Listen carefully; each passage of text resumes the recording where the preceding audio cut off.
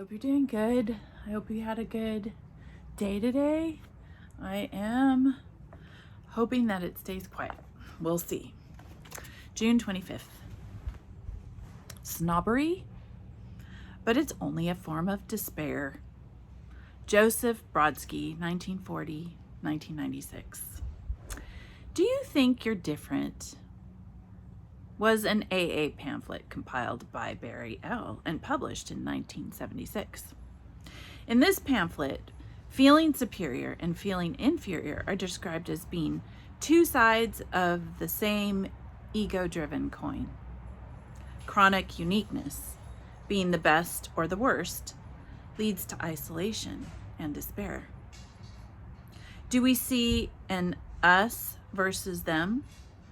Fellowship of literalists versus realists, people with concurrent disorders versus pure addicts, bleeding deacons versus youth, or members versus earth people. Focusing on differences in cultures, creeds, family histories, or astrological signs is a game we play called "Look How Unique I Am." Even in sports, fans can get carried away viewing their favorite teams as the team of destiny and vilifying the opponent. But chronically feeling unique can lead to a distorted belief in a hierarchy of people. We may implode if we have a negative self-image, destroying ourselves because we are uniquely flawed and unworthy. The opposite is personal megalomania, which is a delusional concept of the significance of oneself or one's race. This can be seen when one faction in a home group storms off to start their own group, or, in extreme cases, this human characteristic can explode into violent, destructive atrocities that shape history, as in wars that are the result of religious conflicts.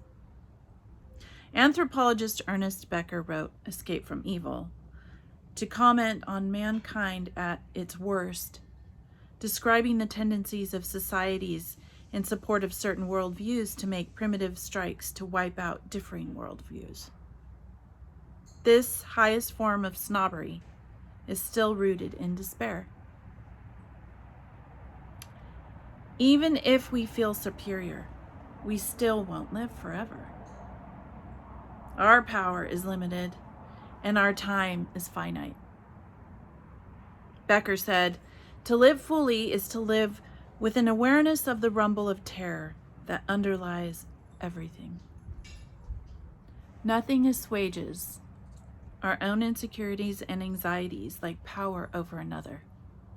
The higher road or spiritual way is to own up to our insecurities and to humbly be in accordance with our fears and egotistical tendencies. Personal inventory and checking in with our closest confidants helps to keep us each level-headed. Do I see that my snobbery, superiority, is no more than fear and insecurity? Or do I tend to get off on being uniquely inferior? In truth, we are all slightly different, and we all have a right to be here.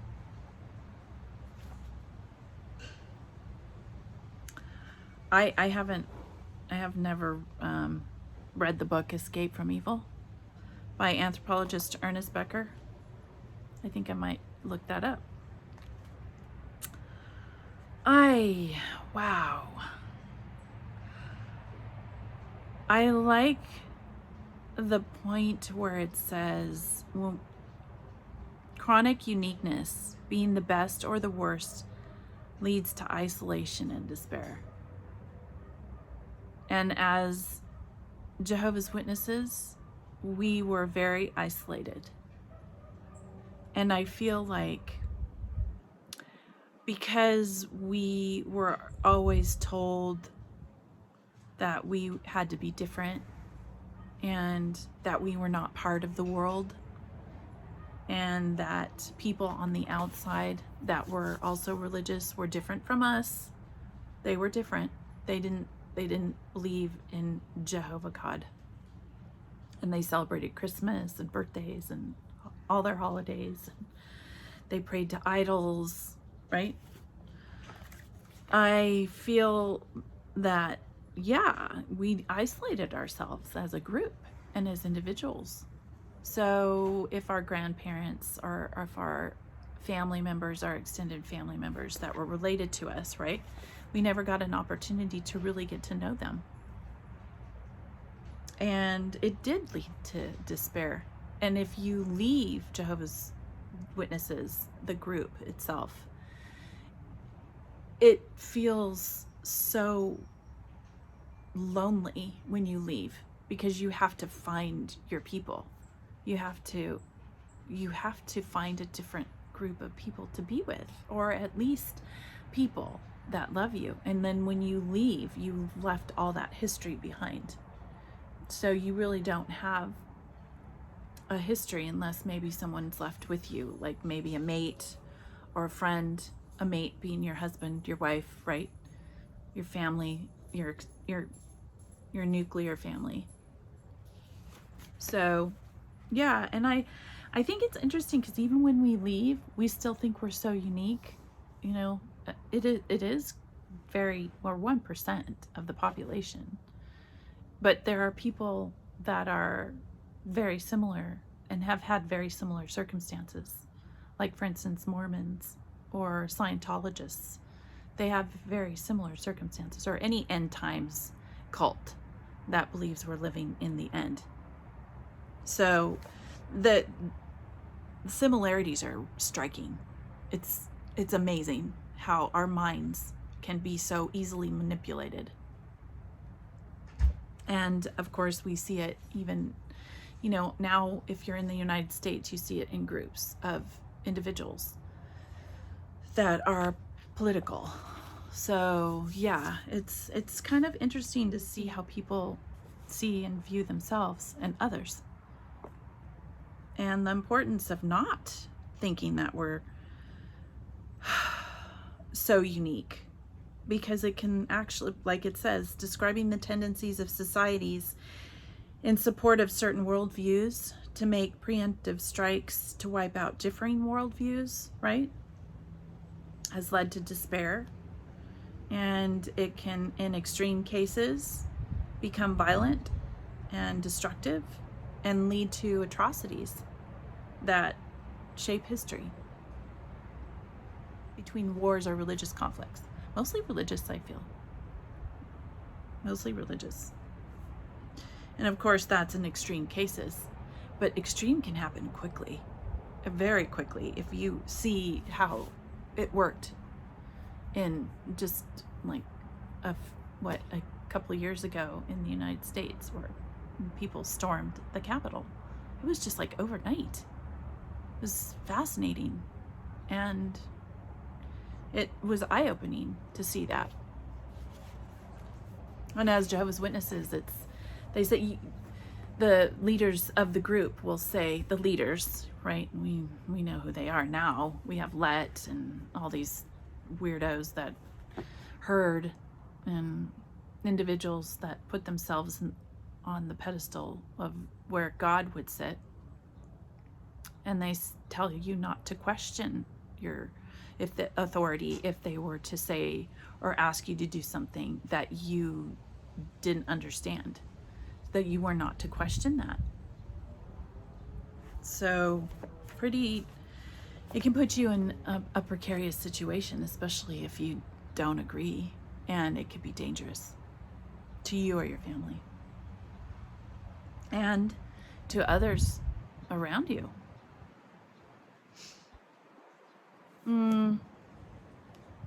The higher road or spiritual way is to own up to our own insecurities and to humbly be in accordance with our fears and egotistical tendencies.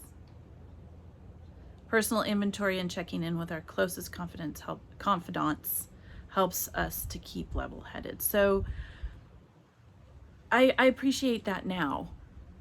I appreciate that I have insecurities and that I can let them out, and that I do have fears. it's our tendency to, when we leave a group, think that we will have fears, and we have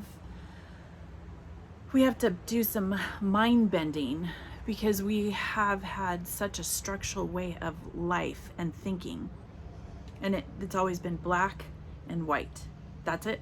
It's black and white. There's no gray areas, and if there are, don't really think about them, because then it could put you into the black, right? And then that would cut you off. Now, I think that it's a feeling of release, a feeling of releasing that structure, when I now can see things as more gray, and I don't have to put a black or a white. I don't have to put them in those categories. I can see the gray. I can appreciate that there are differences, like a black and a white, if you want to see that. But now I can stay in a non-judgmental area if I find that I'm comfortable in doing so. And so you will too. It just takes time for that. And the fears that come with feeling the freedom to be able to do that. Because you still, in the back of your mind, will say, but that doesn't seem right. That doesn't seem right on how I was taught. So that mom taught me this, or dad taught me it this way, and this is how it should be. So it takes time to release those thoughts without fear, without the fear that something will happen to you. I don't know if you ever experienced this, but I remember growing up in the Orange Grove congregation, and there happened to be a younger brother there that had got involved in high school with his high school sweetheart, and he was caught by a JW, having some fun in a car in a parking lot. And according to the brother, it was an angel from Jehovah that was keeping the congregation clean. Yeah. So the point being, that fear that, oh, Jehovah's sending his angel to watch you, that he's making sure you're staying clean for a congregation. That doesn't make any sense. It's just, he got caught. Somebody found out. So go to a different city. You know what I mean? And it's okay.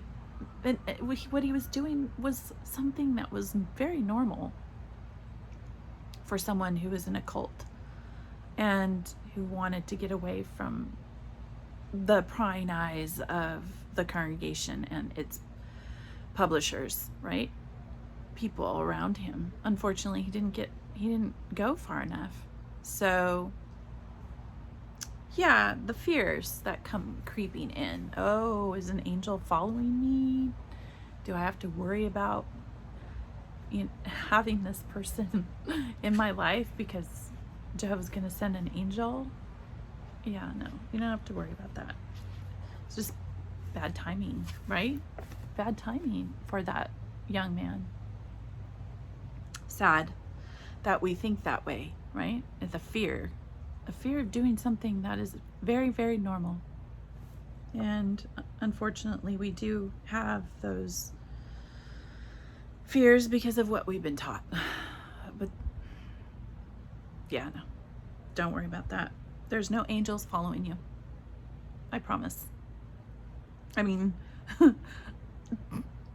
don't worry about it, okay? No.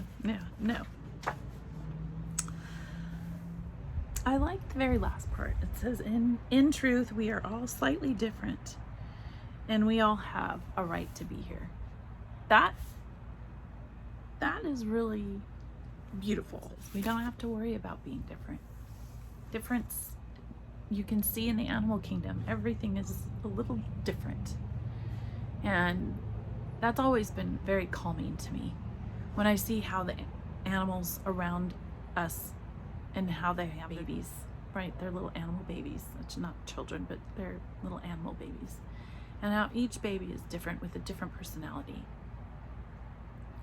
And they're all very unique and to be celebrated. And I think those qualities that we all carry, the unique ones that maybe even are a little quirky, right? We're a little quirky. I know I am. Those are unique traits that help us in being different from the next person. But not to be judgmental when it comes to those unique traits. Not to try and change those beautiful traits that come with just you. No one on earth has those traits. To be accepting of those for you, by you. And when others don't accept that, that's their problem. That's not yours. You don't have to worry about it. And we as a society and as societies around the earth should be able to accept those unique gifts without question, right? Don't just leave people alone and celebrate them for who they are. So, yeah, I enjoyed this. Focusing on differences in cultures, creeds, family history, or astrological signs is a game we play. Look how unique I am, right? Look how unique I am. And it says, but chronically feeling unique can lead to a distorted belief in a hierarchy of people. We don't want to feel like we're better. We're not. We're all part of the human race. Humanity is important. And to see the beauty in differences in different portions of the earth, that's a beautiful thing. If you can do that. If you can let the scales come off your eyes and be able to see individuals for who they are and see them as beautiful, despite the differences that you all share. We all share differences. Okay, well, we got through another reading. I hope that this helps you on your healing journey. I had a good day yesterday. It was busy, and hopefully I can get that footage up. I'm trying to get other things done today as well. So, and it's late in the day as I have just finished. It is always really loud out here when late in the evening. Everybody's Sunday right now, and they're all, getting ready for Monday morning, trying to get all the last minute things done that need to be done for the next week. All right, well, thanks for sharing your time with me. I appreciate it. Have a wonderful rest of the evening if you get this in the evening. I hope your families are doing well, and may you have peace, abundance of peace. And thank you for sharing, like I said, your time with me. I appreciate it. Big hug. And yes, I'll let you go. Follow your bliss and be good humans.